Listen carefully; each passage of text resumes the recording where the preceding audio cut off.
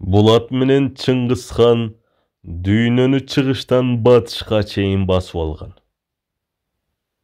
Булатты минип Александр Македонский Кыргызстандын Арслан бабына чейин келген.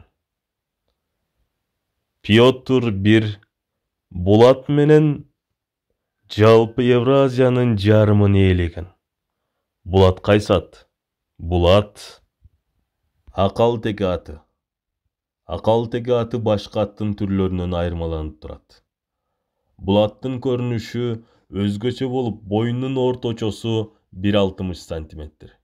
Буттары узун жана булчундары жакшы өрчүгөн. Жана ошондой эле башка аттардан айырмаланып, өтө жакшы тез жүгүрөт.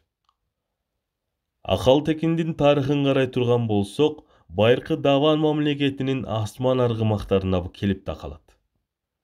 Ал эми азыркы мезгилде бул аргымактар дүйнөнүн 10дон ашуун өлкөсүндө бар.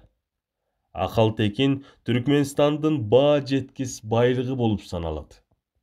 Ал эми Кеңеш өкмөтүнүн тушунда бул аргымактарды Өзбекстан, Казакстан, Тажикстанда багышкан. Ал эми биздин өлкөдө бул аттын түрү кимде бар экени бизге белгисиз. Эгер урматтуу көрөрмандар, сиздерде маалыматтар болсо комментарийге жазыңыздар. Жана биздин каналыбызга катталып, Жаш Кыргыз каналын колдоп коюшуңуздарды суранабыз.